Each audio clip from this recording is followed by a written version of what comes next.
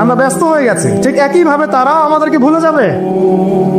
এই জন্য আমি বারবার আপনাদেরকে মনে করে একটা কথা, আমার জীবন থেকে উপলব্ধি করি একটা কথা, যে একমাত্র আল্লাহ ছাড়া এই পৃথিবীতে এবং পরকালে আমাদের আপন বলে কেউ নাই।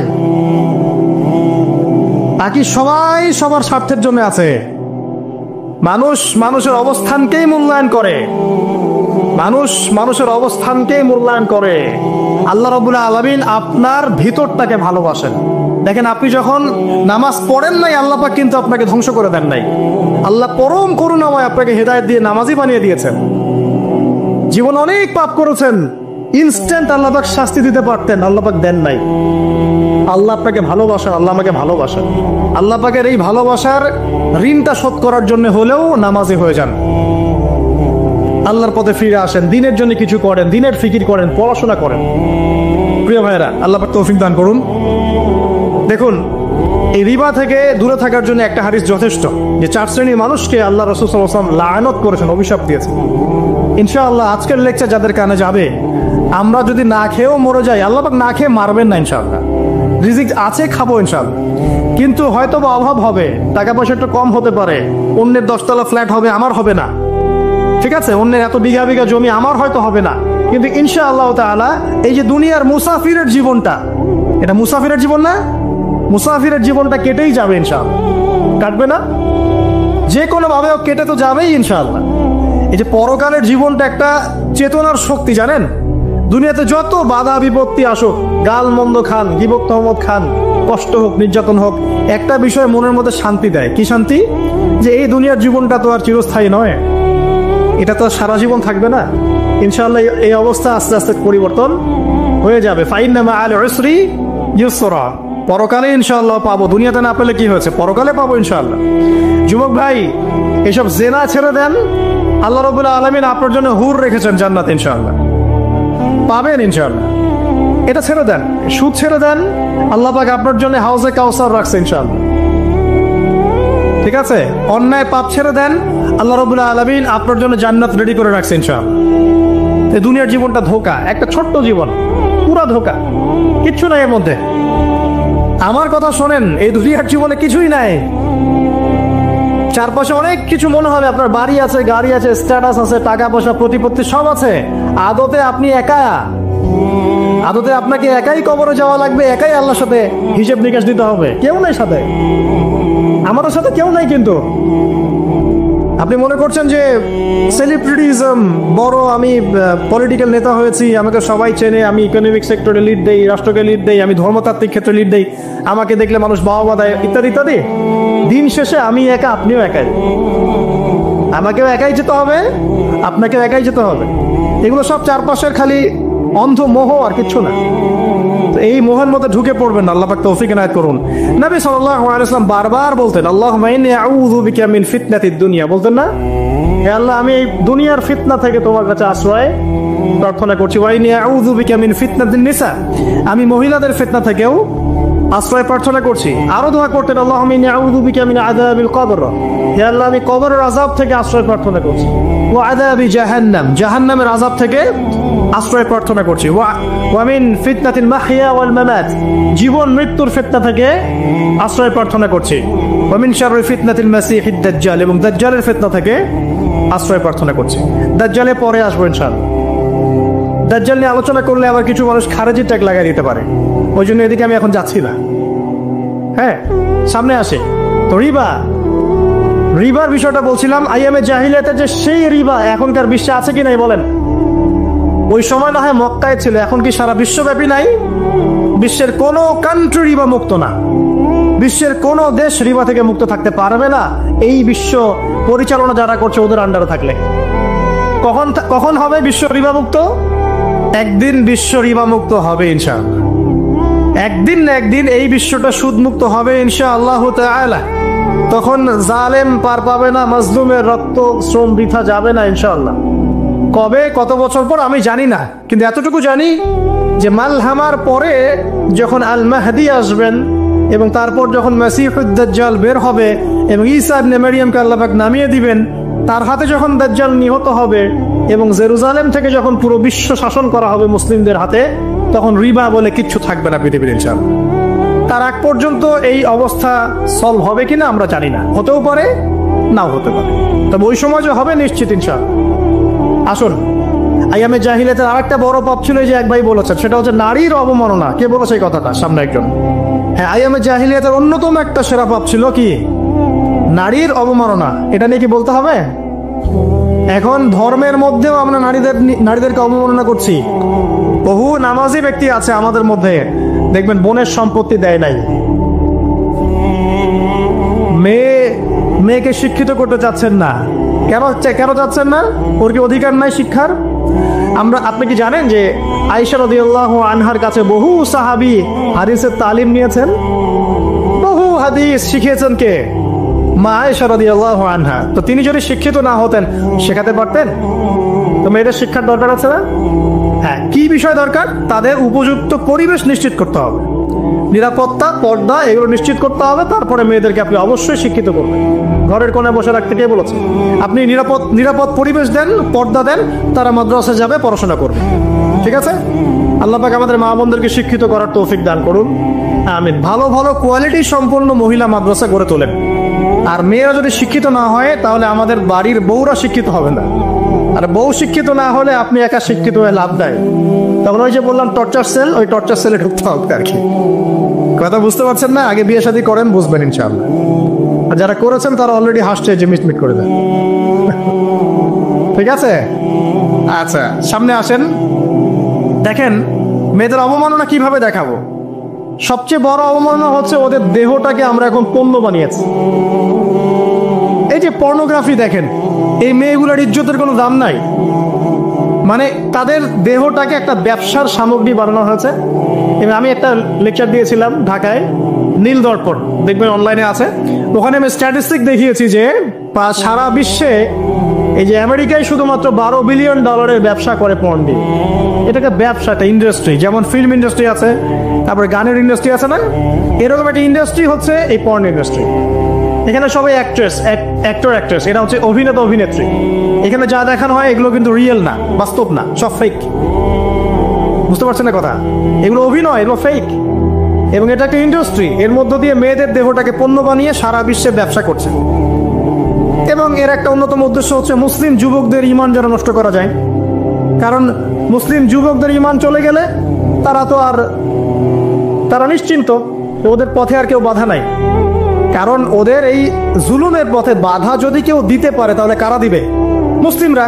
আর মুসলিমদের মধ্যে সবচেয়ে শৌর্য বীর্য কাদের মধ্যে থাকে? যুবকদের মধ্যে। তো যুবকদের ঈমান যদি চলে যায় তাহলে এদের আর কোনো সমস্যা নেই। তো এই বিষয়টা খেয়াল করবেন যে এটা একটা ইন্ডাস্ট্রি। সো এখানে আমরা মেয়েদের দেহটাকে আমরা কি বানিয়েছি? পণ্য বানিয়ে দিয়েছে। আর এখন তো চলছে কাপড় খোলা সংস্কৃতি। প্রত্যেকটা সেক্টরে আপনি গিয়ে দেখবেন মেয়েদের ইজ্জত, সম্মান, আব্রুটাকে উন্মুক্ত করে এটাকে দিয়ে আমরা বিজনেস করছি আর কি। এটা একটা বিজনেস। এখানে সমাধান কি? সমাধান আয়েশা রাদিয়াল্লাহু আনহা। সমাধান কে? সমাধান ফাতিমা রাদিয়াল্লাহু আনহা। সমাধান কে? সমাধান খাদিজা রাদিয়াল্লাহু আনহা। আমাদের মা, আমাদের বোন, আমাদের স্ত্রীদেরকে তাদের মতো করে মানুষ করতে হবে, গড়ে তুলতে হবে ইনশাআল্লাহ। দেখবেন নারীর সত্যিকারের সম্মান নিশ্চিত হবে ইনশাআল্লাহ। ইসলাম কি কখনো বলেছে যে মেয়েরা কাজ করতে পারবে না, পড়াশোনা করতে পারবে না ইত্যাদি? এই নাস্তিকরা তো ঠুনকো যুক্তি দিয়ে আক্রমণ করে। কে বলেছে? সমস্যা এমন ইসলামিক স্টেট আছে যেখানে একটা স্টুডিও, মনে করে স্টুডিও, ছবি তোলা হয়, কথার কথা, সেখানে সব কর্মী মহিলা, কোনো পুরুষ নাই। একটা মাদ্রাসা, সমস্ত কর্মী মহিলা, কোনো পুরুষ নাই। একটা স্কুল, সবাই মহিলা, কোনো পুরুষ নাই। ওখানে মেয়েরাই পড়ে, মেয়েরাই শেখায়। জায়েজ না জায়েজ বলেন? একটা নিরাপদ পরিবেশে যদি মেয়েরাই মেয়েদের দায়িত্ব নিয়ে পড়াশোনা করায়, ব্যবসা করে, অন্য কিছু করে, জায়েজ না জায়েজ? তাহলে পরিবেশ নিশ্চিত করাটা হচ্ছে চ্যালেঞ্জ। ইসলাম বলছে না যে আপনি তাকে একদম অজ্ঞ করে রেখে ঘরের কোণে ফেলায় রেখে দেন, তাকে আপনি পড়াশোনাও শিখাবেন না, সম্পত্তির অধিকারও দিবেন না, কিছুই না। এগুলো ইসলাম কখনো বলেনি। বলেছে? আরে বোকা মানুষ! রাসূলুল্লাহ সাল্লাল্লাহু আলাইহি ওয়াসাল্লামের সময় তো মহিলা সাহাবীরা উহুদের যুদ্ধ করেছে। কি শুনলেন? রাসূল সাল্লাল্লাহু আলাইহি ওয়াসাল্লামের সময় মহিলা সাহাবী উহুদের যুদ্ধও করেছে। উহুদের যুদ্ধের নাম শুনেছেন? ওখানে মহিলা সাহাবীও ছিল, তীরন্দাজ। তাহলে মহিলারা কি করে নাই নবীর যুগে? আর খাদিজা রাদিয়াল্লাহু আনহা যত বড় ব্যবসায়ী ছিলেন, এখন এত বড় ব্যবসায়ী পাবেন? কোন মেয়ে আছে এত বড় ব্যবসায়ী? উসমান রাদিয়াল্লাহু আনহু যত বড় বিজনেসম্যান ছিলেন, এখন এত বড় বিজনেসম্যান আছে? তো কি ছিল না সেই স্বর্ণ যুগে? ওই স্বর্ণ যুগের সুন্নতি আমাদেরকে আমল করতে হবে। আল্লাহ পাক তৌফিক এনায়েত করুন, আমিন। প্রিয় মা ও বোনেরা, পর্দা ছাড়বেন না। আপনাদের জন্য 4টা কাজ: স্বামীর আনুগত্য করা, লজ্জাস্থানের হেফাজত করা, আপনার 5 ওয়াক্ত সালাত ঠিকঠাক মতো আদায় করা এবং রমজান মাসে সাওম রাখা। নবীজি বলেছেন সাল্লাল্লাহু আলাইহি ওয়াসাল্লাম, জান্নাতের যে কোনো দরজা দিয়ে ইচ্ছা আপনি প্রবেশ করতে পারবেন। আপনার জন্য সহজ। আর স্বামীর আনুগত্য বলতে আমি বুঝাইনি স্বামীর দাসত্ব করতে হবে, এটা বলিনি। এখনকার কিছু ফ্যামিলিস্ট মেয়ে আছে, ওরা আনুগত্য শব্দ মনে হয় যে দাসত্ব মনে হয়। আনুগত্য আর দাসত্ব এক জিনিস না। আনুগত্য কি? স্বামী কোরআন সুন্নাহর অনুকূলে কোনো কথা বলেছে, আপনি মানবেন। স্বামী বলছে পর্দা করো, তোমাকে ভালোবেসে বলছি তুমি পর্দা করো, তুমি আমার অনেক প্রিয় একজন মানুষ, তুমি বেপর্দায় বাইরে যাবা আর লোকজন দেখবে, কেমন হয়? ঠিক আছে, তোমাকে তো আমি বিয়ে করেছি, তুমি আমার মানুষ, তোমাকে দেখবে কেন? ঠিক আছে, তো এখন স্বামী ভালো কথা বলেছে, আপনি শুনলেন, এটা আনুগত্য। আর ওই স্বামী যদি বলে আসো তো আমার কলিগরা এসেছে, ওকে খাবার সার্ভ করতে হবে, আসো খাবারটা পরিবেশন করো, এখন আপনি বেপর্দা হয়ে আপনার স্বামীর কলিগের সামনে খাবার পরিবেশন করতে শুরু করলেন, এটা কি আনুগত্য করতে হবে না? তখন আপনি আনুগত্য করবেন না। সিম্পল, কোরআন সুন্নাহর অনুগত কাজে আপনি স্বামীর আনুগত্য করবেন, বিপরীতে গেলে আপনি করবেন না। স্বামীর আনুগত্য মানে স্বামীর দাসত্ব নয়। আর এই হাদিসটা আপনি কেন ভুলে যান যে আল্লাহ রাসূল সাল্লাল্লাহু আলাইহি ওয়াসাল্লাম বলেছেন, আল্লাহ ছাড়া যদি কাউকে সেজদা করা যেত, সম্মান বুঝাচ্ছেন, আল্লাহ ছাড়া যদি কাউকে সেজদা করা জায়েজ হতো, আমি মেয়েদেরকে বলতাম যেন স্বামীকে সেজদা করে। কেন? কারণ আপনাকে রেসপন্সিবিলিটি, আপনার খাবার, আপনার ফুড, আপনার শেল্টার, আপনার মানে পুরো দায় দায়িত্ব নিজের হাড় ভাঙা পরিশ্রম দিয়ে, জীবনের ঝুঁকি নিয়ে স্বামী আপনার জন্য করে। সে আপনার সম্মান পাওয়ার যোগ্য তো? সে কি আপনার সম্মান পাওয়ার যোগ্য নয়? আপনি যদি সম্মানের হক আদায় না করতে পারেন তাহলে আপনি অকৃতজ্ঞ। আর অকৃতজ্ঞ মেয়ে কখনো জান্নাতে যাবে? একটা হাদিসে আছে, বেশিরভাগ মেয়ে জাহান্নামে যাওয়ার অন্যতম কারণ হচ্ছে তারা স্বামীর সাথে কুফুরি করে। কি করে? মানে সারা জীবন স্বামী ভালোবেসে যায়, ভরণ পোষণ দিয়ে যায়, সব চাহিদা পূরণ করে যায়, একদিন দেখবেন কথা কাটাকাটি হয়েছে, ওই দিন বলে বসবে যে তোমার কাছে আমি কিচ্ছু পাই না সারা জীবন। এই যে কুফুরি, এই কারণে তারা জাহান্নামে যেতে পারে বেশি। আল্লাহ হেফাজত করুন। আরেকটা কারণ হচ্ছে যে বেপর্দা। আপনাকে 4টা মূলনীতি ফলো করতে হবে। 1, এমন কোনো পোশাক পরবেন না যে পোশাকটা আটো সাটো, যেটা পরলে আপনার গায়ের কাঠামো বোঝা যায়। এটা বোরখা হলেও পরা যাবে না। আমি কি বুঝাতে পারছি? ডিজিটাল বোরখা দেখেন নাই? দেখছেন? মাশাআল্লাহ। আর কারা কারা দেখছেন? এদিকে চোখ বেশি যায় না? আচ্ছা, এমনি দেখা যায়, চোখ দিতে হয় না, এমনি দেখা যায়। ডিজিটাল বোরখা চলবে না, ডিজিটাল বোরখা চলবে না। আমার মত, এটা আমি মত দিচ্ছি, আমি আল্লাহর রাস্তায় সময় দিয়েছি অনেকদিন, এবং এখানে যে পর্দাটা শেখানো হয় এরকম পর্দা আমি অন্য কোথাও দেখিনি। এত চমৎকার পর্দা শেখানো হয়। কারা কারা সময় লাগিয়েছেন? 3 দিন 7 দিন সময় দিয়েছেন কারা কারা? বেশিরভাগই দেন নাই, সমস্যা নাই, দিতে হবে। আমি বাধ্যতামূলক বলিনি আপনাকে, বলেছি এখানে পর্দা শেখানো হয়, চমৎকার পর্দা শেখানো হয়, যে এখানে চোখটা পর্যন্ত তাদের ঢেকে রাখার তালিম দেওয়া হয়। যাই হোক, যেখানেই শেখেন অ্যাটলিস্ট পর্দাটা শিখলেই হলো। এমন পোশাক হবে না যেই পোশাকটা আটো সাটো, যেটা পরে আপনার গায়ের কাঠামো বোঝা যায়। 2 নম্বরে এমন পোশাক পরা যাবে না যে পোশাকটা পরলে বাহির থেকে ভিতরের অঙ্গ দেখা যায়। দেখেছেন? দেখেন নাই? দেখছেন হুজুর? আচ্ছা, আপনারা তো সব দেখেন দেখি। তারপরে 3 নাম্বার, এমন পোশাক পরা যাবে না যেটা অমুসলিমদের সাথে সাদৃশ্য আছে। কথা বুঝতে পারছেন? অমুসলিমদের ধর্মীয় বিষয়ের সাথে সাদৃশ্য আছে এমন পোশাক মুসলিম মেয়েদের পরা যাবে না। এর মানে এই নয় যে অন্য ধর্মকে আপনি আক্রমণ করবেন, এটাও নয়। যে যার ধর্ম তাদের স্বাধীনতা মতো পালন করবে। মুসলিমরা বাধা দিবে? দিবে না। মুসলিমরা দাওয়াত দিতে পারে। কি করতে পারে? দাওয়াত দিতে পারে যে ভাই, এই যে লা ইলাহা ইল্লাল্লাহর কনসেপ্ট আপনাকে বুঝাচ্ছি, আল্লাহ ছাড়া কোনো মাবুদ নাই, মুহাম্মদ সাল্লাল্লাহু আলাইহি ওয়াসাল্লাম সর্বশেষ রাসূল, এই কোরআন পড়ুন, হাদিস পড়ুন, দেখুন এটাই হচ্ছে মানবতার মুক্তির সনদ। এরপর যদি সে ইসলাম কবুল করে আলহামদুলিল্লাহ, যদি না করে এর হিসাব কে দিবে? সে নিজে দিবে। এর হিসাবকে আমাকে দেওয়া লাগবে? দেওয়া লাগবে না। তো অমুসলিমদের সাথে সাদৃশ্য হচ্ছে এমন পোশাক চলবে না। আর 4 হচ্ছে, পুরুষরা মেয়েদের পোশাক পরতে পারবে না, মেয়েরা পুরুষদের পোশাক পরতে পারবে না। জি, আপনাদেরকেই বলছি, আপনারা জিন্স পরতে পারবেন না, মেয়েদেরকে বলছি, এবং টি শার্ট পরতে পারবেন না। আপনারা ওই যে যা ইচ্ছা তাই ড্রেস পরে বলবেন যে 1000 বছরের সভ্যতা সংস্কৃতি, এসব বাজে কথা চলবে না। এটা 1000 বছরে কোনোদিন আমাদের দাদা নানিরা এগুলা কখনো পরে নাই। পড়ছে? আপনার দাদি কখনো এরকম পরছিল শাড়ি? তো এই যে বললো 1000 বছর থেকে পরে আসতেছে নাকি। সুবহানাল্লাহ। তো এখানে বিষয়টা হচ্ছে পুরুষ মেয়ের পোশাক পরতে পারবে না, মেয়ে পুরুষের পোশাক পড়তে পারবে না। আমি খুব সংক্ষিপ্ত করে আপনাকে কোরআন সুন্নাহ থেকে 4টা মূলনীতি বলে দিলাম। এই 4টা মূলনীতি কোরআনেও আছে, হাদিসেও আছে। আসেন, এই যে নারীর অবমাননা, এই বিষয়টা আইয়ামে জাহিলিয়াতে যেমন ছিল, এখন দেখবেন আরো বড় পরিসরে এসেছে। আসলে এই যে ফ্যাশন শো, দেহের প্রদর্শনী, বিভিন্ন ফিল্মস দেখবেন, ফিল্ম ইন্ডাস্ট্রিজে দেখবেন, মিউজিকে দেখবেন, পর্নে দেখবেন, মেয়েদের দেহটাকে নিয়ে ব্যবসা করা হচ্ছে। আগে তো না হয় কন্যা সন্তান হলে জীবন্ত পুঁতে ফেলতো নাকি, এখন যদি গর্ভের বাচ্চা মেয়ে জানে, অনেকে আগেই মেরে ফেলায়। বোঝেন নাই মনে হয়? অনেকে যদি জানে যে গর্ভে মেয়ে সন্তান আছে, আগেই মেরে ফেলায়। এমন অনেক দেশ আছে, আমি নাম বলছি না দেশের সঙ্গত কারণে, যে সে দেশে এরকম মেয়ে সন্তানকে এই যে খালাস করে ফেলার, নষ্ট করে ফেলার, ভ্রূণ নষ্ট করার আলাদা ক্লিনিক আছে, আলাদা হসপিটাল আছে। বলে নাউজুবিল্লাহ। তো আসলে ওই 1450 বছর আগের মানুষটা বেশি বর্বর ছিল না, আমরা বেশি বর্বর? এই যে অধিকারের কথা বলে বলে আমরা মেয়েদের দেহটাকে নিয়ে এখন মস্করা করছি, তামাশা করছি। সবচেয়ে সেরা অধিকার কোথায় পাবে? কোরআনে পাবে, হাদিসে পাবে, ইসলামে পাবে। তার পর্দা নিশ্চিত হবে, দেহ সেফ থাকবে, তার ইজ্জত নিশ্চিত হবে, ইজ্জত সেফ থাকবে, তার সম্মান সেফ থাকবে, তাকে রাজরানীর মতো স্বামী বাসায় রাখবে, কারণ সে হচ্ছে তার কাছে সবচেয়ে মূল্যবান প্রিয় বস্তু। শুধু তাই নয়, সম্পত্তির অধিকার তাকে দিতে হবে। একজন মেয়ে তার ভাইয়ের সম্পত্তি পাবে, তার বাবার সম্পত্তি পাবে, তার স্বামীর সম্পত্তি পাবে, সব দিক থেকে সে সম্পত্তি পাবে। আর একজন ছেলে কিন্তু সব দিক থেকে সম্পত্তি পাবে না। তো এই বিষয়গুলো যখন এক শ্রেণীর মানুষ বোঝে না, তখন ইসলামের বিরুদ্ধে অহেতুক প্রপাগান্ডা চালানো শুরু করে। সবচেয়ে সেরা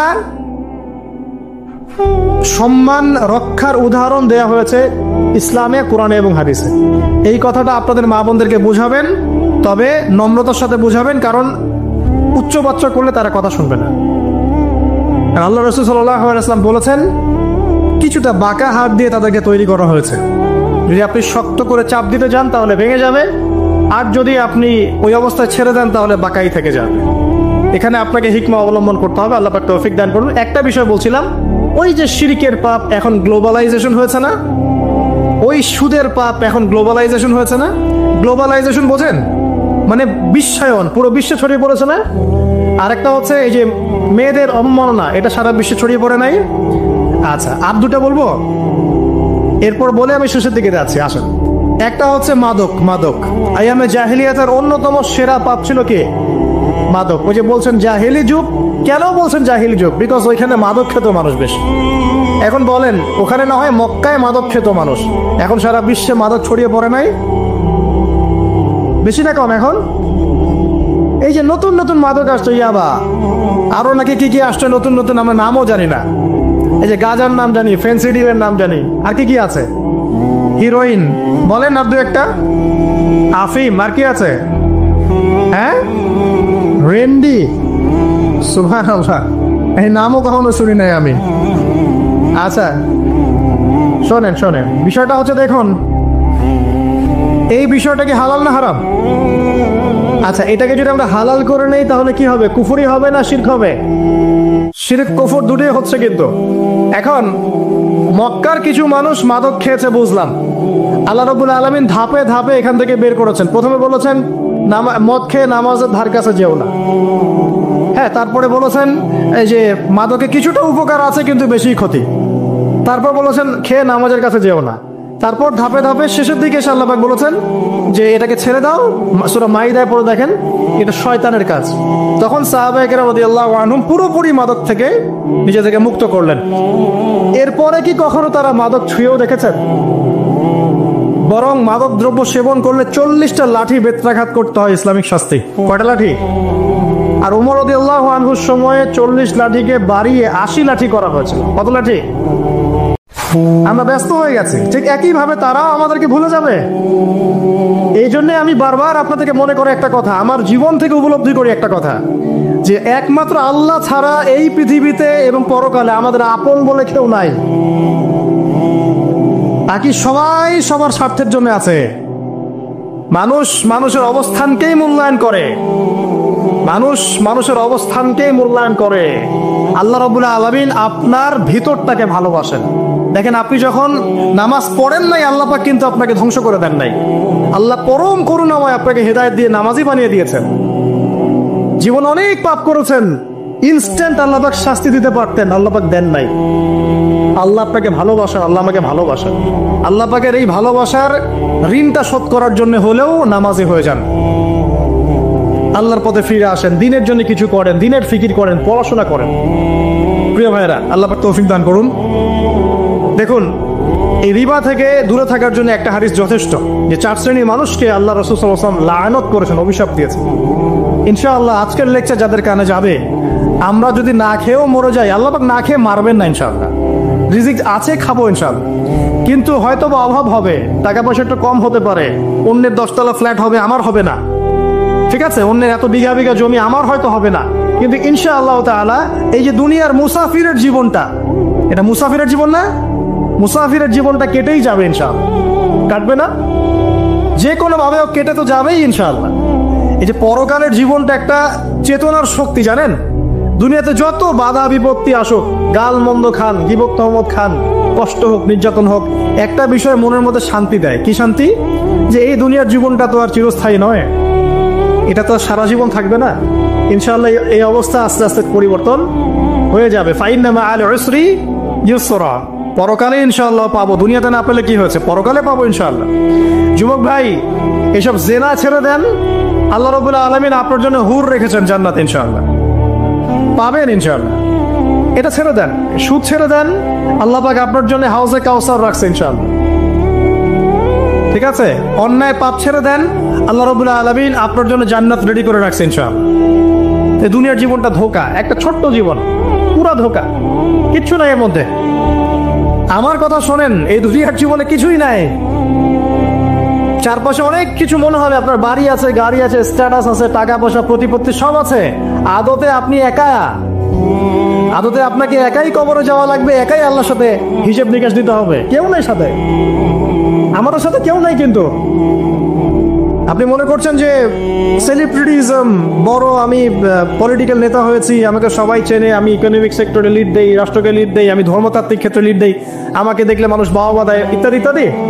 দিন শেষে আমি একা, আপনিও একাই, আমাকেও একাই যেতে হবে, আপনাকেও একাই যেতে হবে। এগুলো সব চারপাশের খালি অন্ধ মোহ, আর কিচ্ছু না। এই মোহের মধ্যে ঢুকে পড়বেন না, আল্লাহ পাক তৌফিক এনায়েত করুন। নবী সাল্লাল্লাহু আলাইহি ওয়াসাল্লাম বারবার বলতেন, আল্লাহুম্মা ইন্নী আউযু বিকা মিন ফিতনাতিদ দুনিয়া, বলতেন না? হে আল্লাহ, আমি এই দুনিয়ার ফিতনা থেকে তোমার কাছে আশ্রয় প্রার্থনা করছি। ওয়া ইন্নী আউযু বিকা মিন ফিতনাতিন নিসা, আমি মহিলাদের ফিতনা থেকেও আশ্রয় প্রার্থনা করছি। আরো দোয়া করতেন, আল্লাহুম্মা ইন্নী আউযু বিকা মিন আযাবিল কবর, হে আল্লাহ, আমি কবরের আযাব থেকে আশ্রয় প্রার্থনা করছি। ওয়া আযাবি জাহান্নাম, জাহান্নামের আযাব থেকে আশ্রয় প্রার্থনা করছি। ওয়া মিন ফিতনাতিল মাহইয়া ওয়াল মামাত, জীবন মৃত্যুর ফিতনা থেকে আশ্রয় প্রার্থনা করছি। ওয়া মিন শাররি ফিতনাতিল মাসিহিদ দাজ্জাল, এবং দাজ্জালের ফিতনা থেকে আশ্রয় প্রার্থনা করছি। দাজ্জালে পরে আসবো ইনশাআল্লাহ। দাজ্জাল নিয়ে আলোচনা করলে আবার কিছু মানুষ খারেজি ট্যাগ লাগিয়ে দিতে পারে, ওই জন্য এদিকে আমি এখন যাচ্ছি না। হ্যাঁ, সামনে আসে তো রিবা, রিবার বিষয়টা বলছিলাম। আইয়ামে জাহিলিয়াতে যে সেই রিবা এখনকার বিশ্বে আছে কি নাই বলেন? ওই সময় না হয় মক্কায় ছিল, এখন কি সারা বিশ্বব্যাপী নাই? বিশ্বের কোনো কান্ট্রি রিবা মুক্ত না, বিশ্বের কোনো দেশ রিবা থেকে মুক্ত থাকতে পারবে না, এই বিশ্ব পরিচালনা যারা করছে ওদের আন্ডারে থাকলে। কখন হবে বিশ্ব রিবা মুক্ত? একদিন বিশ্ব রিবা মুক্ত হবে ইনশাআল্লাহ। একদিন না একদিন এই বিশ্বটা সুদ মুক্ত হবে ইনশাআল্লাহ তাআলা। তখন জালেম পার পাবে না, মাজলুমের রক্ত শ্রম বৃথা যাবে না ইনশাআল্লাহ। কবে, কত বছর পর আমি জানি না, কিন্তু এতটুকু জানি যে মালহামার পরে যখন আল মাহদি আসবেন এবং তারপর যখন মাসিহুদ দাজ্জাল বের হবে এবং ঈসা ইবনে মারইয়ামকে আল্লাহ পাক নামিয়ে দিবেন, তার হাতে যখন দাজ্জাল নিহত হবে এবং জেরুজালেম থেকে যখন পুরো বিশ্ব শাসন করা হবে মুসলিমদের হাতে, তখন রিবা বলে কিচ্ছু থাকবে না পৃথিবীর ইনশাআল্লাহ। তার আগ পর্যন্ত এই অবস্থা সলভ হবে কিনা আমরা জানি না, হতেও পারে নাও হতে পারে, তবে ওই সময় যে হবে নিশ্চিত ইনশাআল্লাহ। আসুন, আইয়ামে জাহিলিয়াতের আরেকটা বড় পাপ ছিল যে এক ভাই বলেছেন, সেটা হচ্ছে নারীর অবমাননা। কে বলেছে এই কথাটা? সামনে একজন। হ্যাঁ, আইয়ামে জাহিলিয়াতের অন্যতম একটা সেরা পাপ ছিল কি? নারীর অবমাননা। এটা নিয়ে কি বলতে হবে? এখন ধর্মের মধ্যেও আমরা নারীদেরকে অবমাননা করছি। বহু নামাজি ব্যক্তি আছে আমাদের মধ্যে, দেখবেন বোনের সম্পত্তি দেয় নাই, মেয়েকে শিক্ষিত করতে চাচ্ছেন না। কেন চাচ্ছেন না? ওর কি অধিকার নাই শিক্ষার? আপনি কি জানেন যে আয়েশা রাদিয়াল্লাহু আনহার কাছে বহু সাহাবী হাদিসের তালিম নিয়েছেন, বহু হাদিস শিখিয়েছেন কে? মা আয়েশা রাদিয়াল্লাহু আনহা। তো তিনি যদি শিক্ষিত না হতেন শেখাতে পারতেন? তো মেয়েদের শিক্ষার দরকার আছে না? হ্যাঁ, কি বিষয় দরকার? তাদের উপযুক্ত পরিবেশ নিশ্চিত করতে হবে, নিরাপত্তা, পর্দা এগুলো নিশ্চিত করতে হবে। তারপরে মেয়েদেরকে আপনি অবশ্যই শিক্ষিত করবেন। ঘরের কোণে বসে রাখতে কে বলেছে? আপনি নিরাপদ পরিবেশ দেন, পর্দা দেন, তারা মাদ্রাসায় যাবে, পড়াশোনা করবে। ঠিক আছে? আল্লাহ পাক আমাদের মা বোনদেরকে শিক্ষিত করার তৌফিক দান করুন, আমিন। ভালো ভালো কোয়ালিটি সম্পন্ন মহিলা মাদ্রাসা গড়ে তোলেন। আর মেয়েরা যদি শিক্ষিত না হয় তাহলে আমাদের বাড়ির বউরা শিক্ষিত হবে না। আর বউ শিক্ষিত না হলে আপনি একা শিক্ষিত হয়ে লাভ দেয়। তখন ওই যে বললাম টর্চার সেল, ওই টর্চার সেলে ঢুকতে হবে আর কি। কথা বুঝতে পারছেন না? আগে বিয়ে শাদী করেন, বুঝবেন ইনশাআল্লাহ। আর যারা করেছেন তারা অলরেডি হাসছে যে মিটমিট করে দেন। ঠিক আছে? আচ্ছা, সামনে আসেন। দেখেন মেয়েদের অবমাননা কিভাবে দেখাবো। সবচেয়ে বড় অবমাননা হচ্ছে ওদের দেহটাকে আমরা এখন পণ্য বানিয়েছি। এই যে পর্নোগ্রাফি দেখেন, এই মেয়েগুলোর ইজ্জতের কোনো দাম নাই। মানে তাদের দেহটাকে একটা ব্যবসার সামগ্রী বানানো হয়েছে। এবং আমি একটা লেকচার দিয়েছিলাম ঢাকায়, নীল দর্পণ, দেখবেন অনলাইনে আছে। ওখানে আমি স্ট্যাটিস্টিক দেখিয়েছি যে সারা বিশ্বে এই যে আমেরিকায় শুধুমাত্র $12 বিলিয়ন ব্যবসা করে পর্ন দিয়ে। এটাকে ব্যবসা, একটা ইন্ডাস্ট্রি। যেমন ফিল্ম ইন্ডাস্ট্রি আছে, তারপরে গানের ইন্ডাস্ট্রি আছে না, এরকম একটা ইন্ডাস্ট্রি হচ্ছে এই পর্ন ইন্ডাস্ট্রি। এখানে সবাই অ্যাক্ট্রেস, এটা হচ্ছে অভিনেতা অভিনেত্রী। এখানে যা দেখানো হয় এগুলো কিন্তু রিয়েল না, বাস্তব না, সব ফেক। বুঝতে পারছেন না কথা? এগুলো অভিনয়, এগুলো ফেক। এবং এটা একটা ইন্ডাস্ট্রি, এর মধ্য দিয়ে মেয়েদের দেহটাকে পণ্য বানিয়ে সারা বিশ্বে ব্যবসা করছে।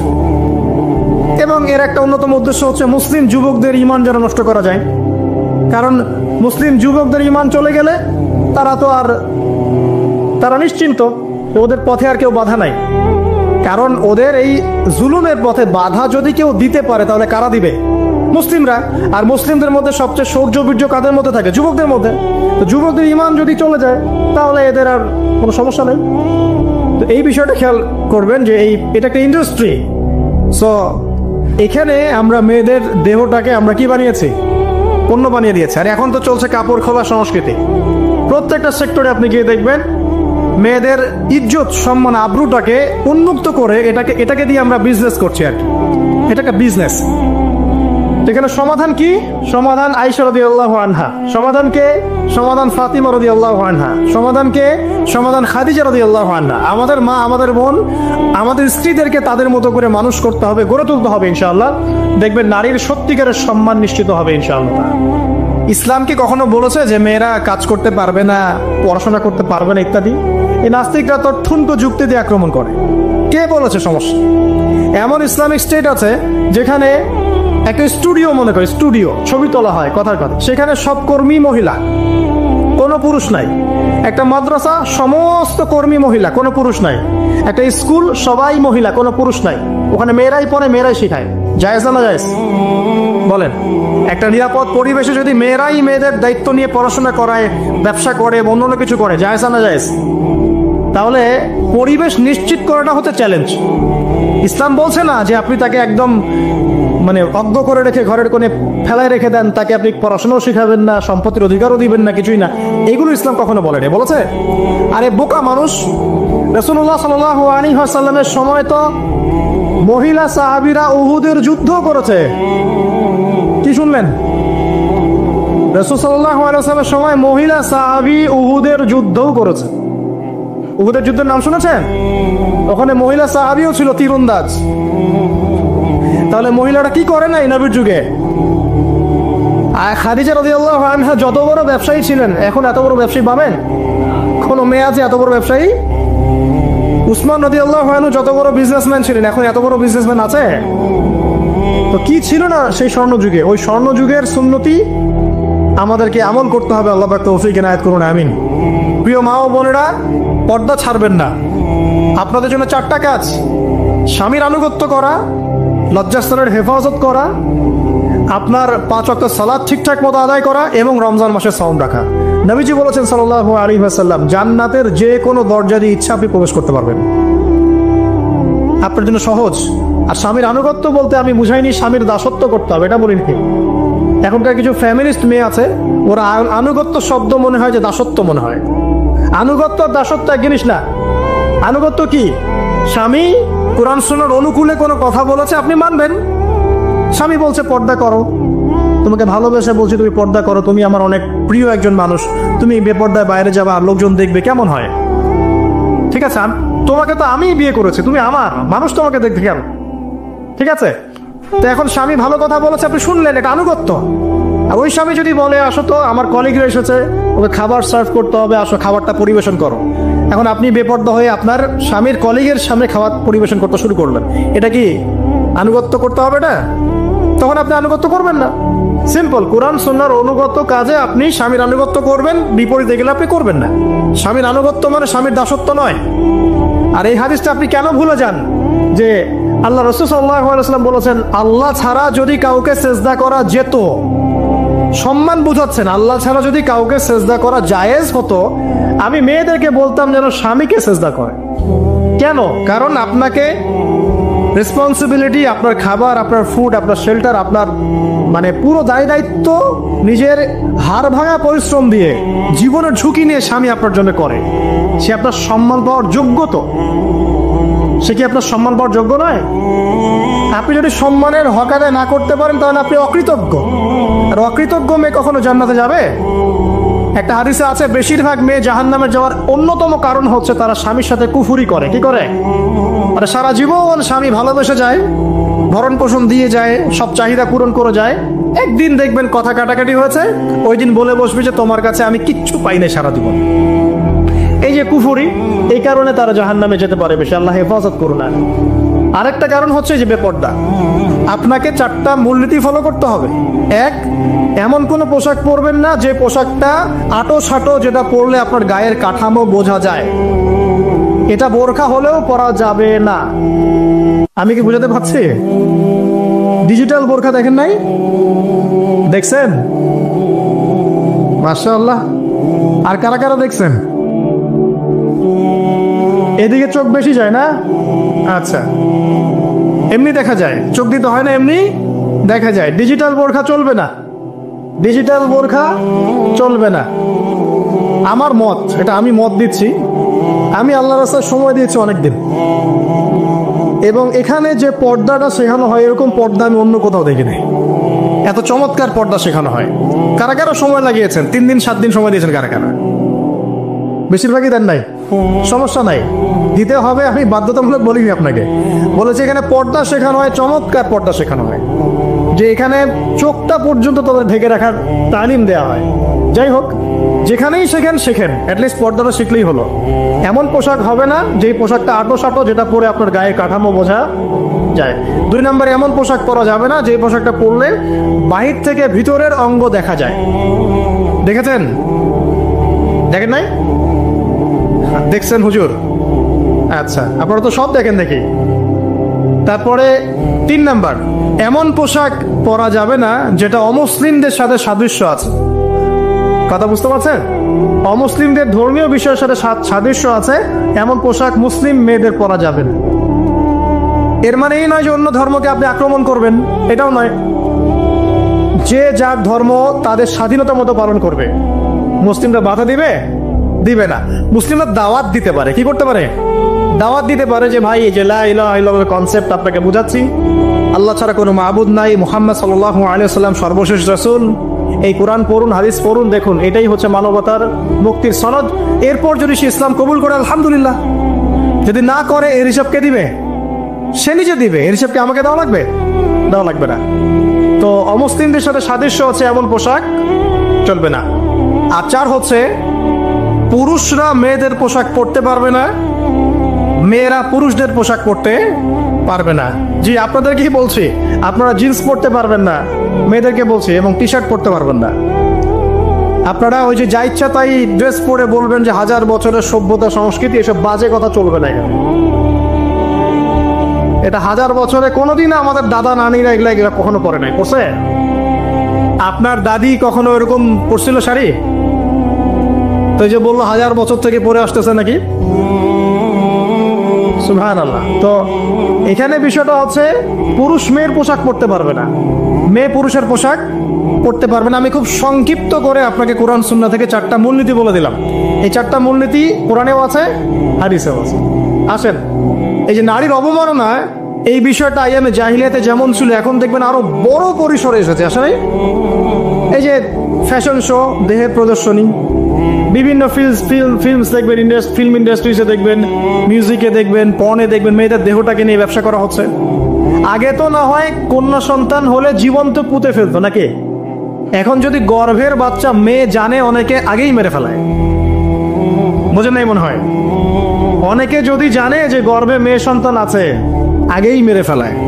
এমন অনেক দেশ আছে, আমি নাম বলছি না দেশের সঙ্গত কারণে, যে সেই দেশে এরকম মেয়ে সন্তানকে এই যে খালাস করে ফেলার, নষ্ট করে ফেলার, ভ্রূণ নষ্ট করার আলাদা ক্লিনিক আছে, আলাদা হসপিটাল আছে। বলে নাউজুবিল্লাহ। তো আসলে ওই 1450 বছর আগের মানুষটা বেশি বর্বর ছিল না আমরা বেশি বর্বর? এই যে অধিকারের কথা বলে বলে আমরা মেয়েদের দেহটাকে নিয়ে এখন মস্করা করছি, তামাশা করছি। সবচেয়ে সেরা অধিকার কোথায় পাবে? কোরআনে পাবে, হাদিসে পাবে, ইসলামে পাবে। তার পর্দা নিশ্চিত হবে, দেহ সেফ থাকবে, তার ইজ্জত নিশ্চিত হবে, ইজ্জত সেফ থাকবে, তার সম্মান সেফ থাকবে, তাকে রাজরানীর মতো স্বামী বাসায় রাখবে, কারণ সে হচ্ছে তার কাছে সবচেয়ে মূল্যবান প্রিয় বস্তু।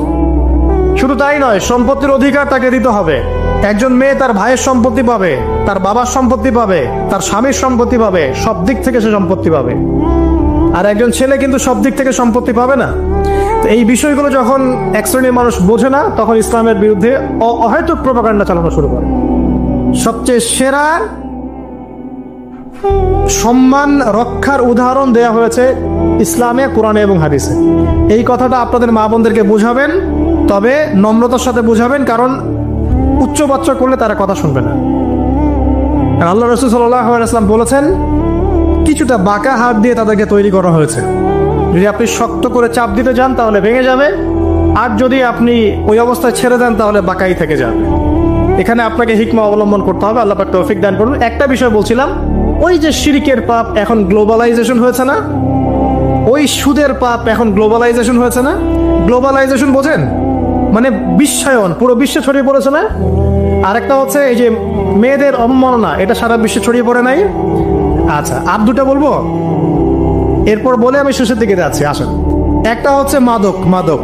আইয়ামে জাহিলিয়াতের অন্যতম সেরা পাপ ছিল কি? মাদক। ওই যে বলছেন জাহিলি যুগ, কেন বলছেন জাহিলি যুগ? বিকজ ওইখানে মাদক খেত মানুষ বেশি। এখন বলেন, ওখানে না হয় মক্কায় মাদক খেত মানুষ, এখন সারা বিশ্বে মাদক ছড়িয়ে পড়ে নাই? বেশি না কম? এখন এই যে নতুন নতুন মাদক আসছে, ইয়াবা, আরো নাকি কি কি আসছে নতুন নতুন, আমরা নামও জানি না। এই যে গাজার নাম জানি, ফেন্সিডিলের নাম জানি, আর কি কি আছে, হিরোইন বলেন আর দু একটা, আফিম, আর কি আছে? হ্যাঁ, রেন্ডি, সুবহানাল্লাহ, এই নামও কখনো শুনি নাই আমি। আচ্ছা শোনেন, বিষয়টা হচ্ছে, দেখুন এই বিষয়টা কি হালাল না হারাম? আচ্ছা, এটাকে যদি আমরা হালাল করে নেই তাহলে কি হবে? কুফরি হবে না শিরক হবে? শিরক কুফর দুটোই হচ্ছে। কিন্তু এখন মক্কার কিছু মানুষ মাদক খেয়েছে বুঝলাম, আল্লাহ রাব্বুল আলামিন ধাপে ধাপে এখান থেকে বের করেছেন। প্রথমে বলেছেন মদ খেয়ে নামাজের ধার কাছে যেও না। হ্যাঁ, তারপরে বলেছেন এই যে মাদকে কিছুটা উপকার আছে কিন্তু বেশি ক্ষতি। তারপর বলেছেন খেয়ে নামাজের কাছে যেও না। তারপর ধাপে ধাপে শেষের দিকে এসে আল্লাহ পাক বলেছেন যে এটাকে ছেড়ে দাও। সূরা মাইদায় পড়ে দেখেন, এটা শয়তানের কাজ। তখন সাহাবায়ে কেরাম রাদিয়াল্লাহু আনহুম পুরোপুরি মাদক থেকে নিজেদেরকে মুক্ত করলেন। এরপরে কি কখনো তারা মাদক ছুঁয়েও দেখেছেন? বরং মাদক দ্রব্য সেবন করলে 40টা লাঠি বেত্রাঘাত করতে হয়, ইসলামিক শাস্তি। কয়টা লাঠি? আর ওমর রাদিয়াল্লাহু আনহুর সময়ে 40 লাঠিকে বাড়িয়ে 80 লাঠি করা হয়েছিল। কত লাঠি?